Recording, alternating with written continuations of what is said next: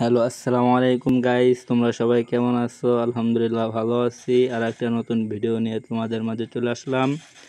এটা হচ্ছে একটা পিকনিকে গেছি আমরা।